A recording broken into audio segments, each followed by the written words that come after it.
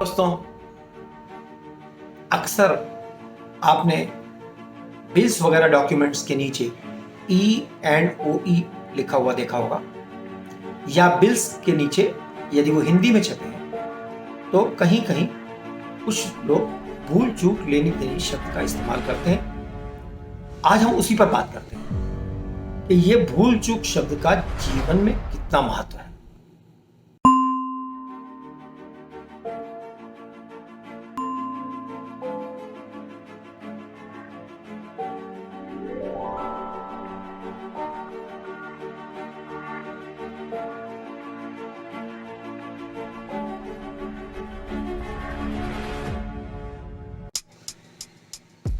Bills या invoices के bottom पर यानी नीचे E&OE शब्द जो लिखा जाता है उसका अर्थ होता है एरर्स एंड ओमिशंस एक्सेप्टेड।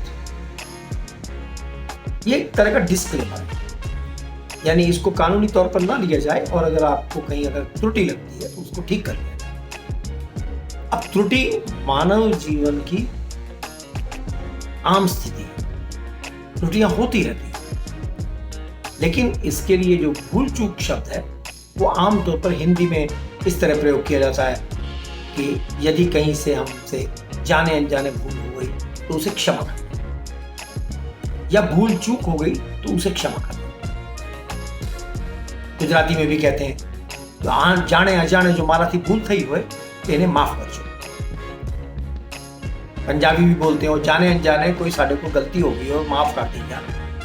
और इंग्लिश वाले भी बोलते हैं knowingly or unknowingly if I have made a mistake please excuse। Jain पंथ के अंदर चातुर्मास के अंत में पर्युषण पर्व जब मनाया जाता है तो अंत में एक दिन मिच्छामि दुक्कड़म का होता है। प्राकृत भाषा का यह शब्द जो है यह भी इसी बात पर आधारित है कि जाने अनजाने अगर हमसे कोई आपकी भूल हो गई और आप कहीं हर्ट में हैं तो उसके लिए हमें क्षमा करें। किंतु ये भूल चूक शब्द लाल सुर्ख की तरह नहीं है। लाल और सुर्ख दोनों ही रेड कलर को बताते हैं। हरा और सब्ज दोनों, सब्ज हरा है जी या हरा सब्ज है तो दोनों ही ग्रीन कलर को बताते हैं, लेकिन भूल चूक में ऐसा नहीं है। भूल और चूक दो बिल्कुल अलग चीजें हैं। भूल वो गलती है जिसे आप समय रहते सुधार सकते। आपने शायद उस पर पूरा ध्यान देकर के सुधारने की कोशिश नहीं की। फॉर एग्जाम्पल, अगर आपने बिल लिखा है और बिल के अंदर आपने 2 बार 3 बार कैलकुलेशन कर ली तो उसमें त्रुटि की कोई गुंजाइश नहीं है। तो ये हुई एरर। लेकिन चूक क्या है? चूक ठीक उस तरह से है जैसे आप घर से रेलवे स्टेशन के लिए कार पर जा रहे हैं और एक मित्र आपसे कहता है कि आप रास्ते में, मेरा भी घर पड़ता है, मुझे पिकअप कर लेना। और खास उस वक्त जब वो गली आने वाली थी तो आपके पास कोई एक फोन कॉल आ जाती है या आप किसी और ख्यालों में खो जाते हैं और गली का नुक्कड़ छूट जाता है, आप रेलवे स्टेशन तक पहुंचते हैं। तब आपको एहसास होता है कि ट्रेन का टाइम नजदीक है, वापस दोस्त को पिकअप करना आसान नहीं है और दोस्त को पिकअप करना रह गया, इसलिए अब ट्रेन पकड़ना बेहतर है। यहां आपसे गलती तो हुई है किंतु यह भूल नहीं है, यह चूक है।